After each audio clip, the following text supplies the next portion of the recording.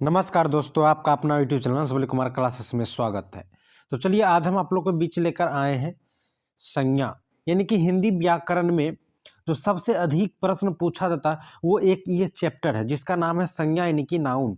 आपको क्लास 10 एवं क्लास 12 के एग्जाम के पर्पज से बतलाया गया है और इसी रूल पर आपको जो है पूरा, यानी कि आप कंपटीशन में भी आप इसी रूल से, अगर आप जिस भी कंपटीशन के एग्जाम में ये हिंदी पूछा जाता है, जैसे बिहार वाला में भी पूछा जाता है, कोर्ट वाला में भी पूछा जाता है, इस प्रकार से अगर कोई भी ऐसा एग्जाम हो जिसमें हिंदी व्याकरण पूछा जाता है तो उसमें जो संस्कृत से पूछा जाएगा वो यही प्रश्न पूछा जाएगा और यही रूल कंडीशन उसमें भी लगेगा। तो वीडियो पर लास्ट तक बने रहिएगा। वीडियो आप लोग को अच्छा लगे तो लाइक जरूर करिएगा। चलिए हम शुरू करते हैं संज्ञा के बारे में और पूरी अच्छी तरीक़ा से आपको हम समझाएंगे। सबसे पहले हम देखते हैं संज्ञा की परिभाषा के बारे में कि ये संज्ञा क्या होता है। ये संज्ञा क्या होता है, तो संज्ञा का सामान्य अर्थ होता है नाम, यानी कि संज्ञा का जो सबसे सामान्य अर्थ होता है, शाब्दिक अर्थ होता है, उसको हम नाम कहते हैं। संज्ञा का मतलब होता है नाम, ठीक है, या नाउन। नाउन का मतलब ही होता है क्या, नाम ही होता है। दूसरा, शब्दों में किसी व्यक्ति, वस्तु, स्थान, भाव आदि के नामों को संज्ञा कहते हैं, जो ये हम लोग बचपन से रटते आ रहे हैं, ठीक है। जैसे राम, रहीम, सीता, गीता, कलम, पेंसिल, पटना, दिल्ली, लड़कपन, बुढ़ापा आदि, ये सब जो है ये सब संज्ञा है।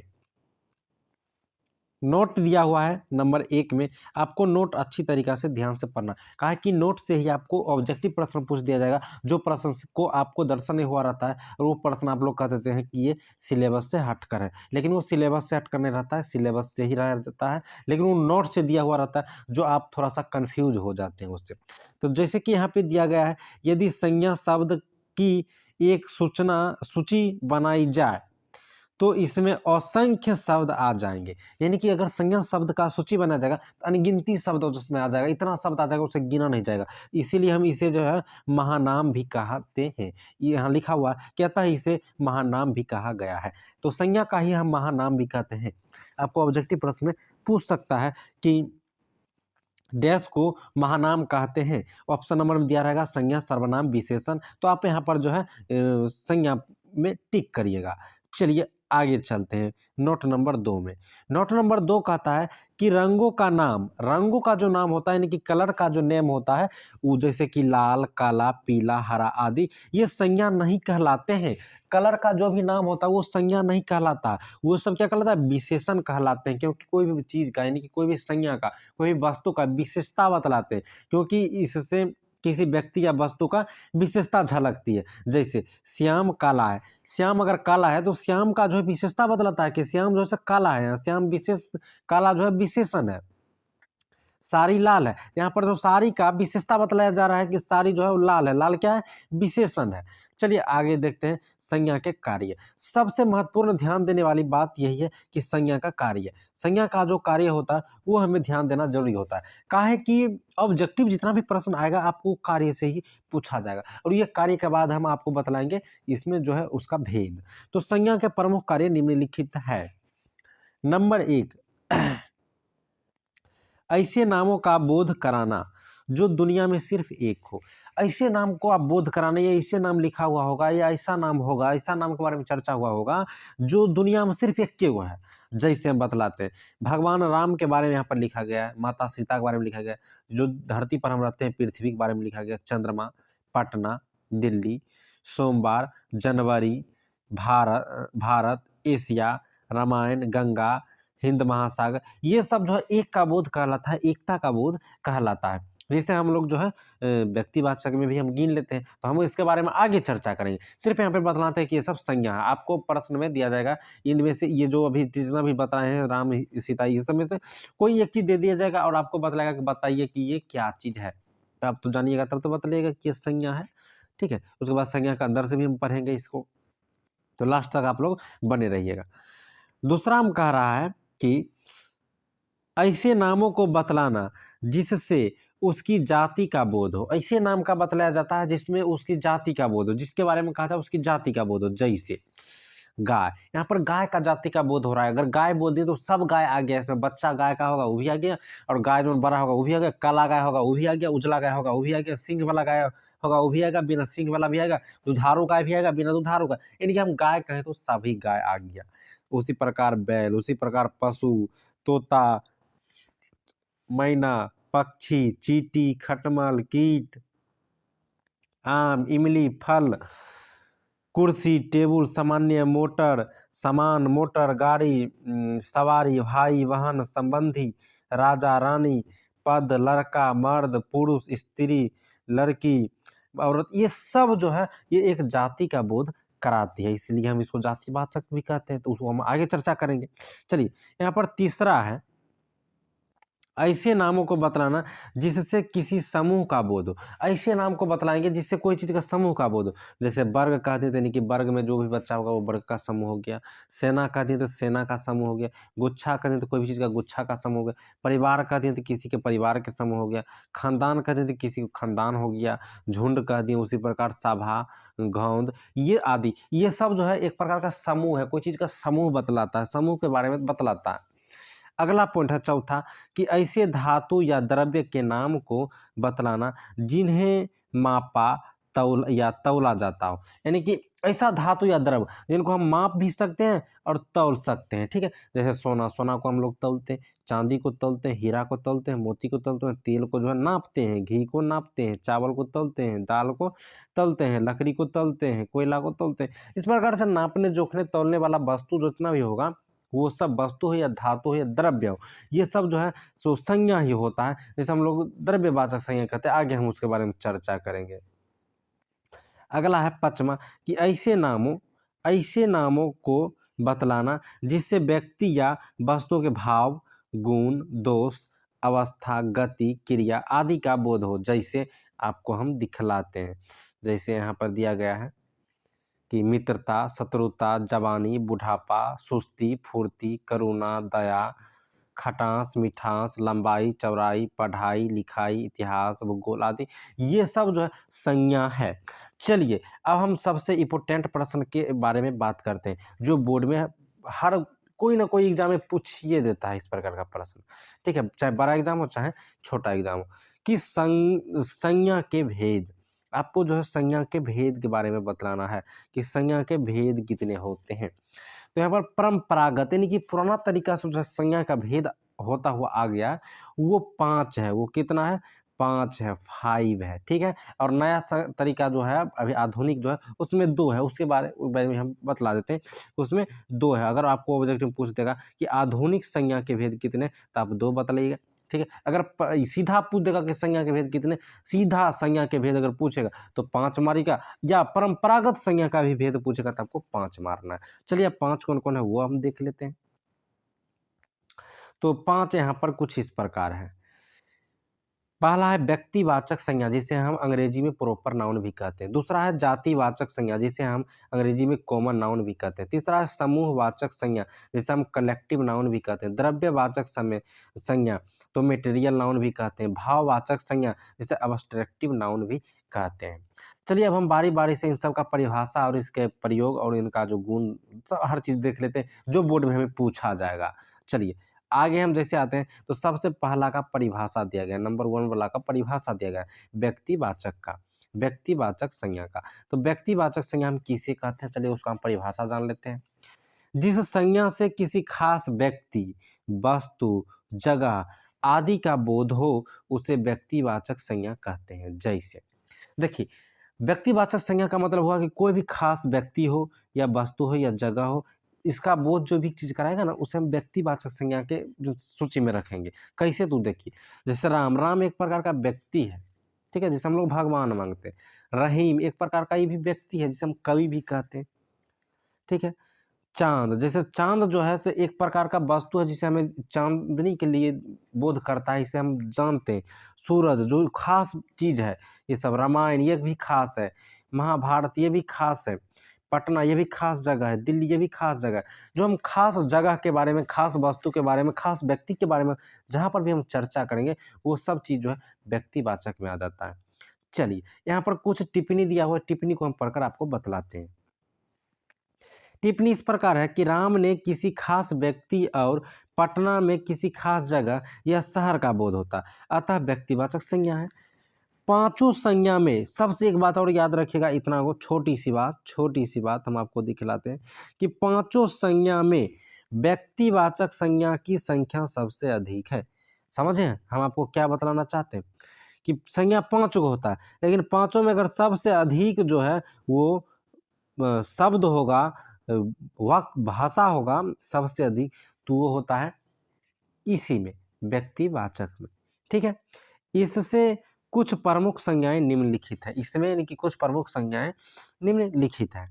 नंबर 1 में दिया गया व्यक्तियों के नाम, यानी कि कोई भी व्यक्ति का नाम हुआ वो व्यक्तिवाचक संज्ञा हो जाएगा, जैसे राम, श्याम, सीता, गीता, राधा, मोहन आदि।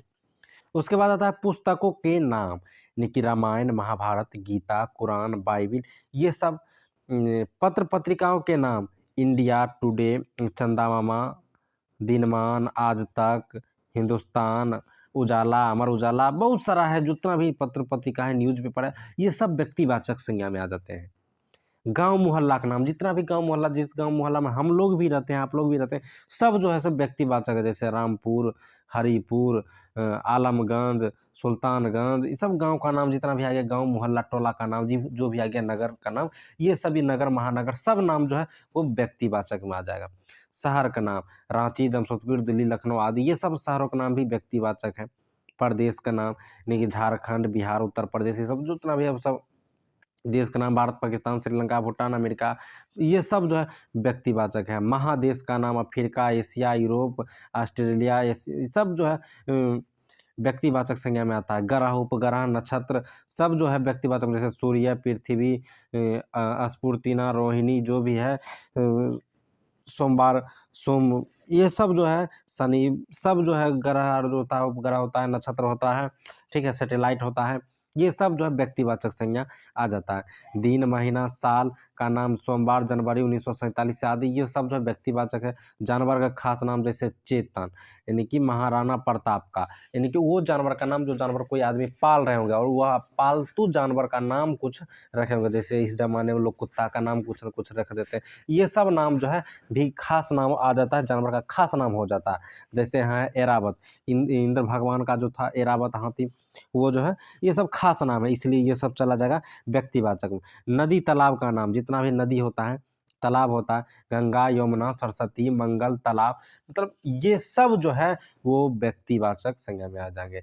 झील का नाम, मानसरोवर, डल, वेका, ठीक है, ये सब जो है चलाएगा व्यक्तिवाचक। पहाड़ पठार का नाम, हिमालय, अल्पस, तिब्बत का पठार आदि, ये सब जो है व्यक्तिवाचक में आ जाएगा। सड़कों एवं गलियों का नाम जो है, जैसे grand trunk road, Ashok Rajpath आदि, ये सब जो है आ जाएगा आपको व्यक्तिवाचक संज्ञा में।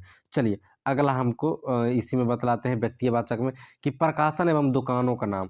प्रकाशन और दुकान का नाम जो होता है, ठीक है, जैसे कि यहाँ पर दिया गया है गुडमैन, जिस ये बुक का मतलब प्रकाशन का नाम है।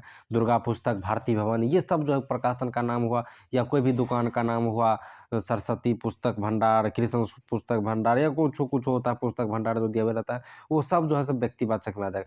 पर्व त्योहार का नाम, ईद, दुर्गा पूजा, 15 अगस्त, 26 जनवरी, ठीक है, ये सब जो होता है, छठ उठ, सब जो है चलाएगा व्यक्तिवाचक में। ऐतिहासिक घटनाएं, जैसे प्रथम विश्व युद्ध, पानीपत की लड़ाई, ठीक है, ये सब जो है आ जाएगा आपको ऐतिहासिक घटना भी सब आ जाएगा व्यक्तिवाचक संज्ञा में, ठीक है। और भवनों एवं स्मरणों के नाम, जैसे लाल किला, ताजमहल, शक्ति स्थल, ये सब जो है चलेगा व्यक्तिवाचक में। तो हमने आपको व्यक्तिवाचक का पूरा रूल बतला दिया है, और इतना रूल अगर आप लोग अच्छी तरीक़ा से याद कर लीजिए, ध्यान में रख लीजिएगा, तो आपको जो है व्यक्तिवाचक से एक भी प्रश्न छूटने वाला नहीं है। इसलिए वीडियो पर लास्ट तक बनेगा। इसी प्रकार हम हर चीज़ का आपको वीडियो में डिक्लियर आपको बतलाते हुए चले जाएंगे, तो लास्ट तक आप लोग बने रहिए। देखिए आपको कैसे कैसे बतलाते हैं। अगर थोड़ा भी कहीं प्रॉब्लम आता है समझ में, हमें कमेंट करिएगा, हम अगला वीडियो में आपको अच्छी तरीक़ा से समझाएंगे। और चैनल को सब्सक्राइब कर लीजिएगा।